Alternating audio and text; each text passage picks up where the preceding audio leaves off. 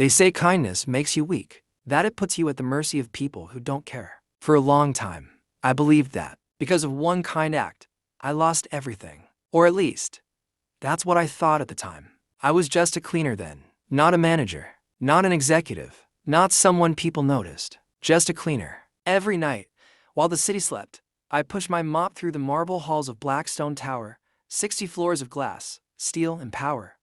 I cleaned offices where decisions were made that could change lives, while no one even knew my name. People walked past me like I was part of the furniture, except one man. His name was Mr. Harrington. He always nodded when he passed me.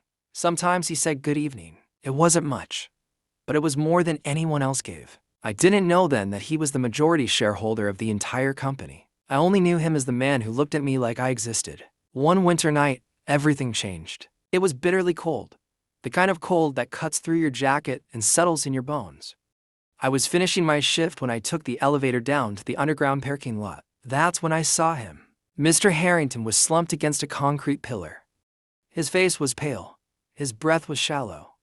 One hand clutched his chest. At first, I thought he was drunk. Then I saw his eyes. Fear has a look, and I recognized it immediately. Two security guards walked past us. One glanced at him and shook his head. Another drunk executive, he muttered. They kept walking. I stood there frozen. Company policy was clear. Cleaners weren't allowed to interfere. We were told to report issues and move on. Not get involved. Not make trouble. I could have walked away. No one would have blamed me. But something inside me wouldn't let me. I knelt beside him. Sir, can you hear me? His lips trembled. Help, he whispered. I broke the rules. I called an ambulance. I stayed with him. I took off my jacket and wrapped it around his shoulders while we waited. His hand grabbed mine tight, like he was afraid to let go. Before they wheeled him away, he looked at me and said something I'll never forget. Thank you. What's your name? Daniel, I said. He nodded weakly. That was it. That was my one kind act. The next morning, I was fired. No warning, no discussion. My supervisor called me into his office and slid a paper across the desk. Unauthorized conduct, he said coldly. You abandoned your post. I tried to explain. I told him the man could have died. He didn't care. Next time, he said, remember your place. Security escorted me out of the building I had cleaned for 5 years. I walked home in silence. Anger burned in my chest. Not just anger. Regret. Regret for stopping. Regret for caring. Regret for choosing kindness in a world that punishes it. Weeks passed. Then months. Life got harder. My mother fell sick. Medical bills piled up.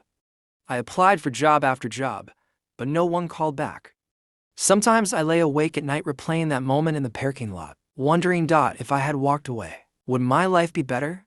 That's when my phone rang. An unknown number. Is this Daniel? A calm voice asked. Yes, this is Mr. Harrington. My heart stopped. He remembered me. He told me what really happened. After he recovered, he asked about the young man who saved his life.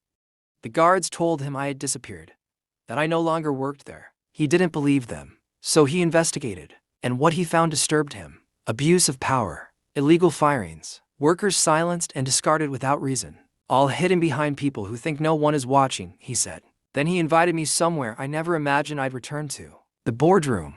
When I walked in, the room fell silent. Men in expensive suits stared at me like I didn't belong. My former supervisor went pale. Mr. Harrington stood up. This man saved my life, he said. And for that, he was punished. He turned to the board. Today, that ends. The supervisor was fired on the spot. Security escorted him out just as he once escorted me. But that wasn't the revenge. Not yet. Weeks later, Mr. Harrington created a new division within the company, one focused on ethics and worker protection. He made me operations manager.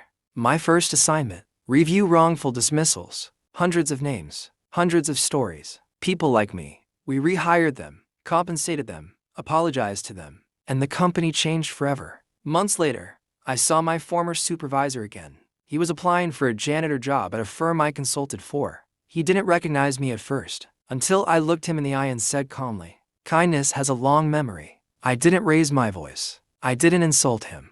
I just told the truth. He didn't get the job. That night, I stood on the rooftop of Blackstone Tower, looking out at the city lights. I finally understood something. Kindness doesn't make you weak. It waits. It watches. And when the time is right. It comes back as justice. Because sometimes is all it takes to change everything. Thanks for watching. Please subscribe, like, comment, and share for more.